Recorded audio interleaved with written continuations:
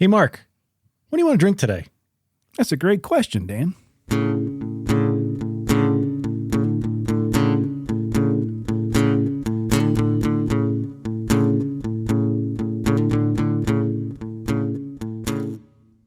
Dan, I want to drink some TINCUP today. That's a fine idea. Isn't it? And you know what? We're not only going to drink some TINCUP, we're going to drink with TINCUP because today joining us is Jess Graber, the founder of TINCUP Whiskey. Hello, Jess. Good morning. Thanks for coming on. Yeah, this is going to be fun. We appreciate you making time. Glad to be here and glad to be talking to people about whiskey. It's always a good thing. Isn't it good? And I have had TINCUP before. Dan hadn't. This is my very first sip. But I haven't had it in a few years, and we just opened up a bottle and had Cheers. a sip, and it's quite tasty. Well, there's so many good whiskeys out there and so many to taste, and we're just glad to be part of the crowd that's considered to be consumable. There you go. And you started a long time ago, wasn't it? Early 70s when you kind of partially got into distilling things? I ran into a guy up in Netherlands named Larry the Missouri River Rat, and that's what his name was. My first daughter's godfather will testify to that, and nobody knew what his real name was, and he bequeathed me his still because he was headed back to Missouri and he thought he'd get in trouble, and I didn't know. I mean, I knew what it was, but I didn't know what to do. And he said, well, it's easy. We'll cook up some corn and then we'll run it through the still and we'll give it out and everybody will be your friend. And we cooked it off and made everybody happy and nobody died. And I consider that my first successful distillation. Nice. Outstanding. And you had been brewing beer before that? You kind of had an idea of the fermentation part of it? Well, my dad used to make home brew. And I wasn't really making beer, but the still was a whole nother thing, I mean, back in 72, Colorado was still about, marijuana, more people were doing that. And it wasn't a hotbed like Kentucky or Tennessee for distilling stuff. So it was kind of it became a unique hobby. Interesting. And was that the extent of your training? Was Larry, the Missouri River Rat guy, ran you through a couple batches? Well, that was the very first batch. And then I became interested in it because people liked it and said, hey, can you do some more? And I was amazed at the amount of literature that was out there about it. All of a sudden I started reading. So I really got an education, and it's kind of, I learn, I do something. And then if I read about it afterwards, it makes sense. I can't read about it and put it to use. I do it the opposite way. But through the years, I started learning more and more and understanding what double distill was. And there was, a couple of backcountry magazines that, talked about it and just tried to make it better and better. And were you a spirits drinker before that? I was. I was being young, so, it was pretty much whatever was in front of me. It was beer. I don't know that I knew much about wine, but if it was there and there wasn't anything else, I'd go for that. And otherwise, spirits would have been either predominantly whiskey or tequila. They already had some flavor. Do you ever try and make some tequila or something similar to tequila off of agave? I have not. I think it's pretty difficult. Yeah. Well, that is the most Netherlands story ever, by the way. That the Larry the Missouri River Rat. Well, I'm not as sure it's as much fun as the Frozen Dead guy, but it's true. It's Netherlands always been a little quirky. If you don't know about Netherlands, you should really Google it, folks. It's quite the quirky little mountain town, and it seems so apropos that that's where your distilling journey started, because everything you've done with Stranahan's and TINCUP has been a little bit off the beaten path. Did you think from the beginning that this was going to be your path, or were you basically treating it as a hobby? Because I know you were a firefighter, you were many, many different things. It was a fun hobby, and like I said, it was unique to Colorado. I mean, a lot of the farmers on both sides of the mountains, would had small stills and would distill what leftover grains that they had just for home use and running their tractors and whatever, but nobody was making a drinkable alcohol here. So it got to be kind of fun because people would go, oh, really? And as the product got better, as I learned and practiced, and it got better, people were saying this is really good. So the hobby became into a dream because people were starting to ask for it. And I go, well, maybe there's a commercial application. Mm-hmm.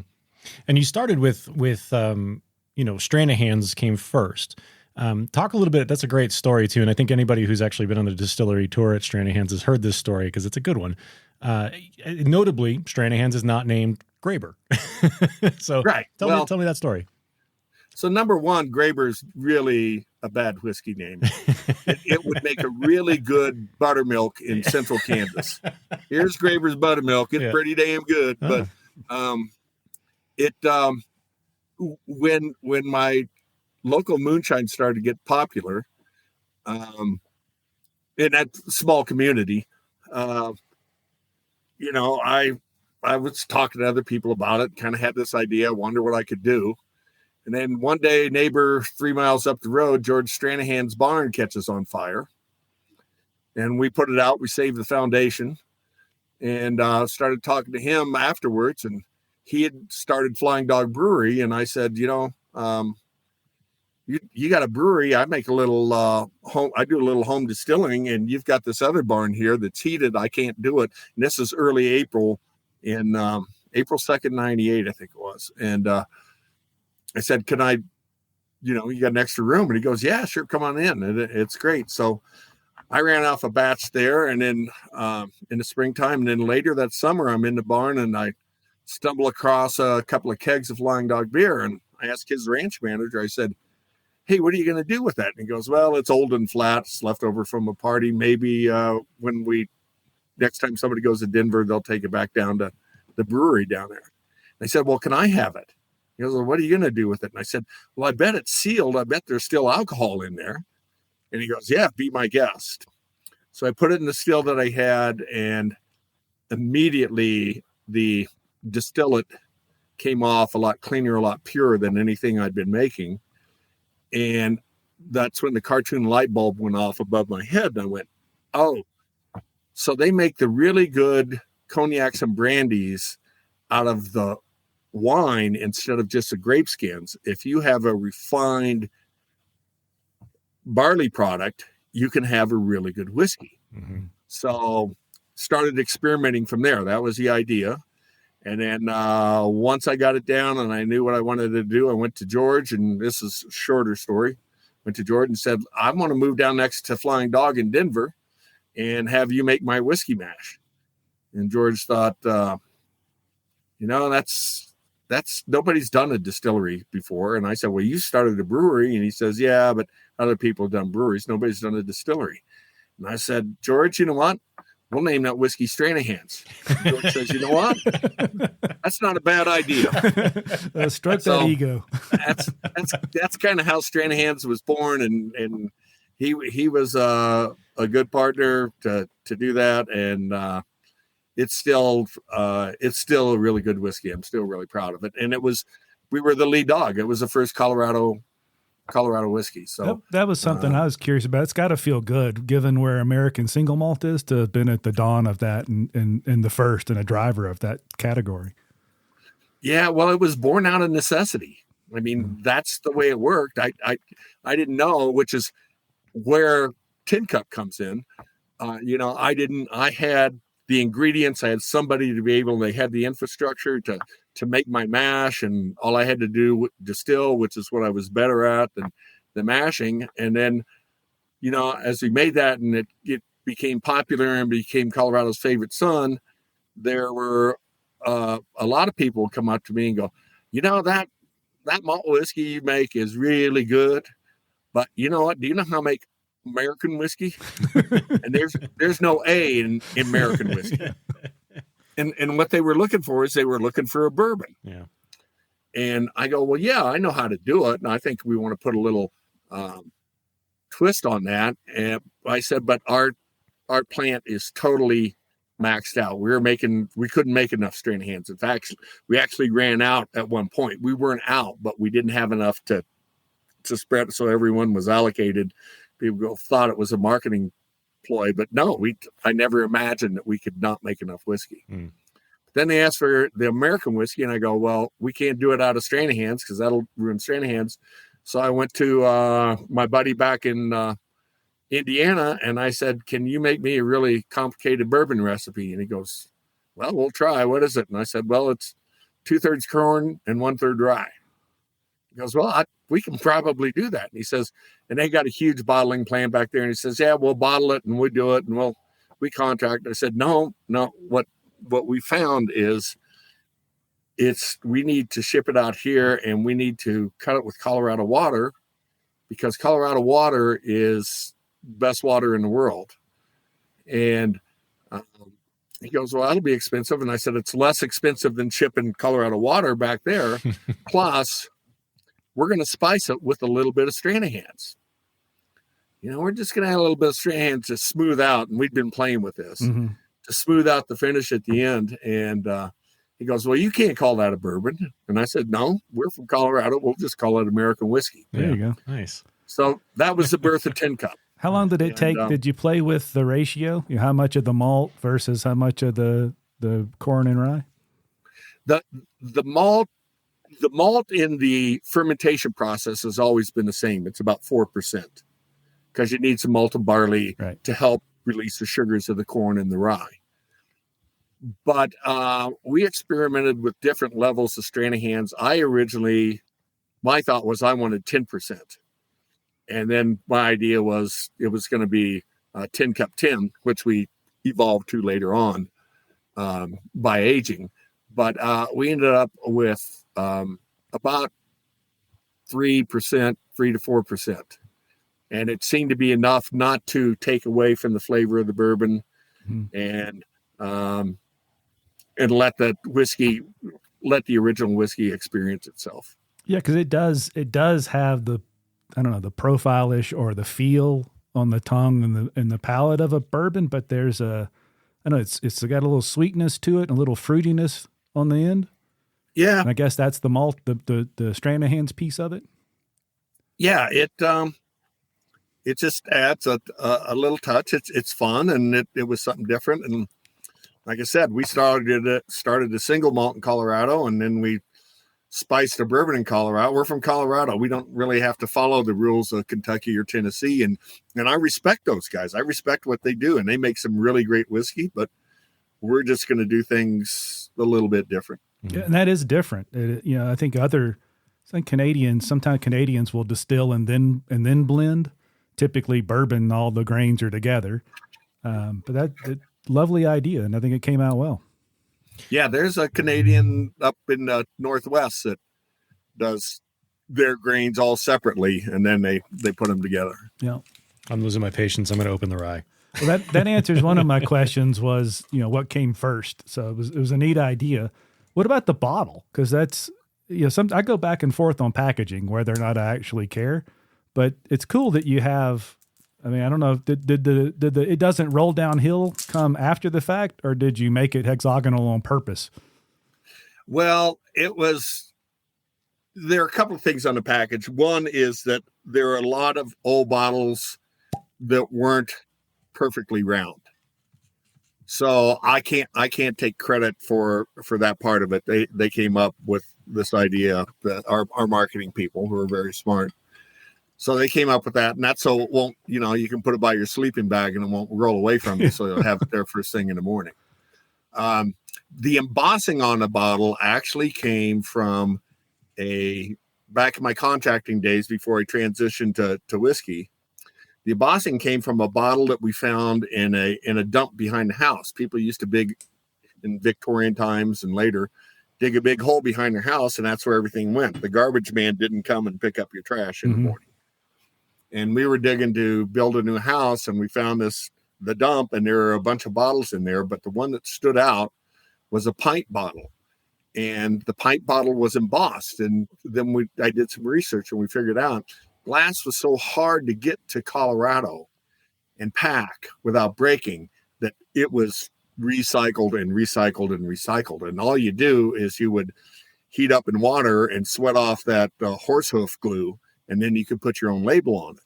Now, if you wanted to keep your brand pure, what you did, you paid a little extra and you embossed the bottle. So the bottle that our bottle is based on was blue because they hadn't figured out how to get clear glass yet. It was late, and it was a rectangular bottle, and on one thin side it said Dr. Stanford or Sanford. Now I can't remember. It's in Stranahan's at the distillery. The thin side it said Dr. Sanford's. The other side it said New York, and then on the flat side it said Liver Invigorator. Perfect. And it's there. Yeah. I mean, you think that's made up, but the bottle's there. So, and we looked at that. We knew what that was in there, and that made Grandma real happy because she could buy that, and nobody's going to think about her. Yeah. And so we go, oh, okay, let's emboss a bottle. So we came up with that idea, and that's part of what makes TINCUP unique. It's part of Colorado, and nobody really does that much. Yeah, and nobody really followed you on the TINCUP part too. That's a neat little piece to have the actual TINCUP. Well, if you're going, everything you do, you guys know, everything you do in Colorado is outdoors, right? And I mean, you don't just have to sit and you can drink outdoors too, and whether it's in your golf cart or in your horse's saddlebag, or you're taking a rafting trip, and you're not normally packing a case of Budweiser. Right. But if you want to pack a little TINCUP and you want to share that with friends, you've got a cup to pass around the campfire or whatever. You don't have to raise your little finger. You can everybody can have a sip, and you don't feel like you're just swilling out of a paper sack. There you go. So. And also, just to clarify for those listening, TINCUP is named after a town in Colorado, not after the Kevin Costner movie, the golf movie. TINCUP, well, because we came up with the TINCUP for the top, and then we researched the town of TINCUP, which is over toward Gunnison, and it's at 10,000 feet, and it's still not occupied in the winter. Snowmobiles go up there, but was a true mountain town. It had its heyday. We know they drank whiskey up there back then because I don't have the dates exactly, but one year they shot the sheriff, and then next year they shot the next sheriff. So, definitely whiskey involved. Yeah. Put them both in the grave, so I'm pretty sure whiskey was involved back then. Yeah. So how long was the first generation or the first version of TINCUP there before you decided to do a rye? And why did you decide to get into rye? It was because it's the same thing. People were asking for American whiskey, and it seemed like a natural transition. They were going, well, you've got this good amount of rye in your TINCUP. There's 33% or 1/3. Why don't you do a full-on rye? And we go, okay, why don't we do a full-on rye? So it was a logical transition from brand to brand, a logical brand extension, as you would say in the business. But right. It's just giving people, if people are asking for it and say, can you make this good?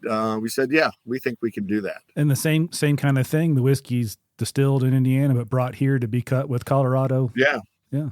Colorado. Our water comes from Eldorado Springs.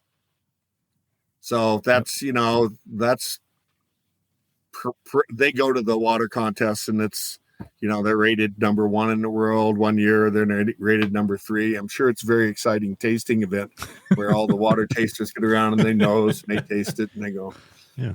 I mean, how wild can it get? Yeah. But Eldorado is really, I mean, it's a 3-syllable word. Our water comes from God, comes from the snow that channels through miles and miles of mountains and ends up in our whiskey. Yeah. And you think about cutting whiskey for the listeners out there. If we cut our whiskey with swamp water, we make the alcohol really good, and then we put swamp water in it to bring the proof down. It's really not going to taste very good. But if we cut it with water that comes from God, it's going to be pretty smooth and taste pretty good. So, well, we just opened it. I got to say, it's, we've had this whiskey before, but never this process. And with the Colorado water, it's quite good. Yeah. Water, I think there's more, unless you're going full on barrel proof, Mm-hmm. which is real hard to do. Because I think the alcohol really just dries your mouth out so much that after the first sip, you don't taste much. But if there's more water than alcohol, and if the water helps bring that down, that's why also people tend to add water or ice to their whiskey, bring down that proof a little bit, and then some of the flavors, sometimes more flavors will evolve. Mm-hmm. Now you've got another bottle that we don't have with us, and which is the 10-year. Is that just the same basic recipe as this, the bourbon There is no Stranahan's in the 10-year. Okay. So that's just pure MGP aged to 10 years. Yeah. But it's still Colorado water. Yep. Mm-hmm. Yeah. We think that gives it an extra special flavor. Uh-huh. Is it a proofier? Is it, because the whiskey that we're drinking, we just drank is 84 proof. Does the 10-year go higher, lower? It's 84. It is 84. It goes but the rye is up at 90. Yep. Well, and we just thought it tasted better. That was going to be my next question. I mean, you can alter it with water, but it's all about, it's like when we played around with the TINCUP and what tastes better. Is it 10% or is it 3%? What do we think it tastes like? And at some point you got to put the glass down and make a decision. Mm-hmm. Yeah, I think we talk a lot about the purpose of barrel proof whiskeys. I know they're certainly popular, but I think the idea is to be able to proof it the way you want, but you can't proof it with the water that you would proof it with, whether you're in Kentucky or Colorado. So in this case, I could take a higher proof TINCUP and proof it down, and maybe I can go get some Eldorado Springs water, but everybody can't. So I think it's a great process when you sit and think about what's the best proof for the flavor, for the benefit of the whiskey. Well, and this is just an opinion. I know everybody has one, but rather than using, if you're going to drink whiskey, this is just overall, I get some type of bottled water. It's usually been purified at some point. It's not out of the tap with chlorine in it or whatever. And I'd use that to just, if you want to lower the proof and see what it tastes like. Not American tap water is great. It's probably the safest and best water in the world, but they do treat it. So if you use a little purified water, I think it'll make your whiskey taste better. I think the big point is people shouldn't. I mean, if you like it right out of the bottle, but my taste changed. Some days I wanted it one proof, the same whiskey. The next week I might want different. Everybody, you need to feel like you can get in there and play with it, make it taste like you want it to taste. Yeah, absolutely. It should be an enjoyable experience, not something that you have to learn to like. Mm-hmm. Yeah. I have a question for you, kind of about positioning in the market, because you came in with Stranahan's, which it has become sort of a higher end product, which has a it's notorious for being high quality. TINCUP is much less expensive. I think this comes in at $30 for the whiskey, the American whiskey. Was that a purposeful play, or did that just is that the way it worked out? Were you trying to hit different markets? Did you price it inexpensive to get to a wider audience? And did you worry about that kind of placing you in a dubious category of cheap whiskey? Because this doesn't drink like cheap whiskey, No, and we really did want to make an alternative that was more affordable. Mm-hmm. Okay, we can only run so fast at Stranahan's, and through our process, it's still an affordable luxury. But we wanted to make, and especially there's American single malt is generally for a more mature audience. Mm-hmm. And there are a lot of whiskey drinkers that aren't as mature, not misaligning them, but they're just learning to get into it. And we wanted to make one that was not as expensive, but still very approachable and something that they were probably more familiar with. There's a lot of, just in my experience, there's a lot of younger whiskey drinkers that have tasted a heavily peated Scotch. They go, "This is what Scotch tastes like," Yeah. And they go, "I can't handle that." Yeah. And so then they won't go. You go, "This American, it's American single malt." And they go, "No, I don't want to drink that." But that they're familiar with American bourbon style whiskey. Mm-hmm. So we wanted to reach more of an audience, mm-hmm. and we wanted to have it a little more affordable. And I think we've kind of covered a lot of the whiskey spectrum. And what we talk about often on the podcast and on our live stream is that you don't have to pay a lot of money for a good bottle. And then, these prove it, right? You're not just slapping some stuff you bought, sight unseen and putting it in a bottle and, telling your weird brand story on it and saying, here, buy this. This is priced reasonably, but it has a lot of effort going into it, and it's a good, approachable whiskey, like you said. So that's something we talk about a lot, and I think that's very, very important to us as drinkers, because we do buy the expensive bottles, but we're also always looking for stuff that we can have on our shelf and offer to people and say, this is good, and it's not going to cost you a fortune. So kudos to that. And the rye, by the way, I love the nose on this rye. This is really Rose. I'm not a big rye drinker, just like I don't drink the peated, but I understand all the stuff. I do drink. I'll drink a Lagavulin once in a while to throw out another brand name, but the rye is, I think the rye works, and I think it works at our 90 proof with our Colorado water. It's just, that's what I had last night. It's got quite a bit of spice to it for 90 proof, which is good. I mean, I think it's the right level of spice for somebody trying to understand rye and get into rye. Yeah. Well, now Dan here doesn't do cocktails much. I happen to do cocktails, and for me, in the way I make an old fashioned, 90 proof is my target. That I will muddle my little sugar cube with a little bit of the whiskey. So I shoot for 88 to 92 or 94 proof. Same with something like a nice Sazerac cocktail. So I'm going to try both and more with this whiskey. But I think 90 is a good proof, and the taste is where it shines. And you got to know. And when you drink this, it's got enough bite. There's plenty of body to it. I think it's quite good. I have a question that we feel like we should have asked first. Now, you say you're not much of a rye guy, so I'm assuming what's in your glass right now is the TINCUP American whiskey. Original. Standard. But like I said, last night, and I don't know why, because I was busy yesterday afternoon working on another ranch down the valley, and I just felt like having the rye. So I had rye last night. I had a couple of glasses. Nice. What's made my back feel a lot better. How many of these do I have to drink for my back to feel better? What is your go-to drink these days? I mean, are you strictly TINCUP? Are you a married man to TINCUP, or what do you go to most nights these days? I would say most of the time TINCUP, because it's a little lower proof.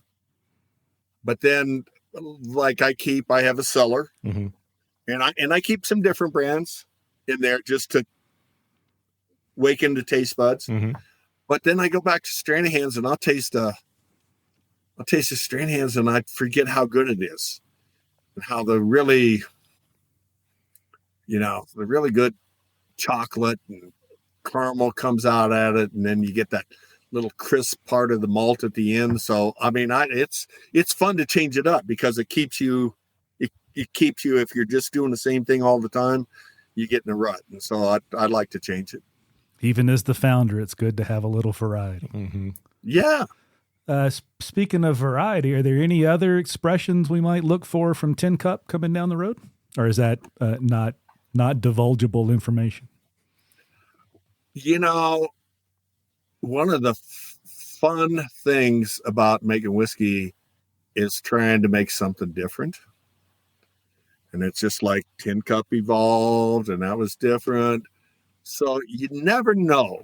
There could be something happening here in the not too distant future that might interest some people. You did or did not hear that first right here. Well, we'll keep an eye out for that. And the commissioner disavows any knowledge of anything in the set. We'll just keep you on long enough. You keep drinking, and eventually it'll slip out. Your back pain goes away, and your secrets come out. Yeah. And your liver gets invigorated. That's right. I feel so. If you guys ever stop by the distillery, ask to see the bottle. It's up there in the shelf in the bar. I'm going to check it out. More medicinal uses. We should ask. Yeah. So I was looking over your website recently, You've got a couple of things there I thought were interesting. One are the partners that you list. They seem like some altruistic partners to include, people that are doing good in the world. So like a lot of founders, I'm guessing maybe part of the reason to have a brand is not so much just selfishness, it's to have a platform. Is that the case? Because there's some really, really good causes in that partner page. Well, I try to shy away from like any political statements because it always gets me in trouble. But, we love Colorado. I love Colorado. That's why I came here. I grew up in the Midwest, and we came out as a family every year, and I made a beeline for Colorado, and I lived here ever since. And so the people, most of the people like you guys that work on a brand, and Colorado is outdoors. You want to be outdoors, and so we believe in the outdoor adventure and the people that promote that and are enthusiastic about it and live it. And, and then don't mind a sip of whiskey now and then. It's not like, you don't have to have, I don't know, you could drink just Eldorado water, but Eldorado water spiced with a little bit of whiskey makes it good. So the people we're trying to associate with people that have values, that enjoy the outdoors and understand the Colorado experience. And we think that helps the brand. We think it helps people be aware of our country and our environment, and we want to continue to promote that. I mean, I love Colorado. Excellent. It definitely feels that way when you start trying to do a little research around the brand. That stands out. Mm-hmm. And we like Colorado too. Obviously, we don't. We're here as well. Yeah, I'm going to bring. I mean, I always bring a bottle camping. Now I know what I know what to bring next. Jess, what didn't we ask that you would want to talk about? Is there anything you want to bring up that we failed to bring to the fore? No, and I think I kind of covered it on that last little rant. That, I mean, we are a Colorado company. Well, we're a big company. I mean, we're New York and Mexico and Jose Cuervo and stuff. But our little section of the world is, I know it's about TINCUP, but Stranahan's and TINCUP were both designed to be a local whiskey that exemplifies everybody. And the reason people move out here, people are still moving out here, from other places going, I want to live in Colorado. I want to enjoy the mountains, and I want to do all those things. And we want to be part of that. And I think we've accomplished part of it. I mean, there's still more stuff that we can do, but as we keep trying, just bear with us, and we'll try and give you the best experience that we can provide from our neck of the woods. Outstanding.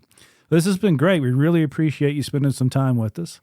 We're going to keep drinking your whiskey, and we'll try and go find the 10-year too and see what that's all about. And we'll probably pull this out Friday when we do our little live stream too, and sip it and spread the word.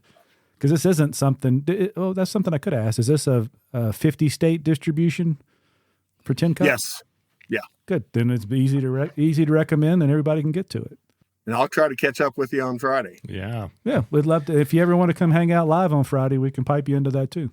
Yep. Fridays 2:30 p.m. MDT, right? Yep. And we drink live from my garage, which is a lovely background. It's nicer than you think it would. Yeah. It's a very nice garage. Well, you guys got corporate headquarters in the back room here, so you know how that works. It's the work from home life. Yeah. Jess, this has been great, man. We really appreciate the time, and we hope to catch up again soon. Great. Yeah, me too. Thank you. Happy to work with you, and thanks for your time too. Thanks for helping us promote the brand. Yeah, you're welcome. All right, everybody. So hopefully you like this episode with Jess. We've enjoyed it. Get you some Stranahans, get you some TINCUP.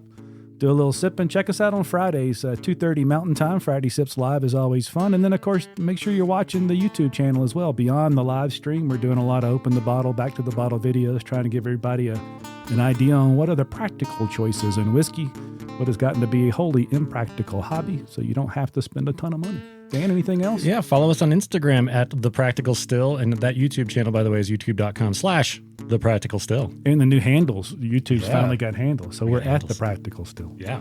All right. That's it. Let's drink more. See you next week. Cheers. Cheers.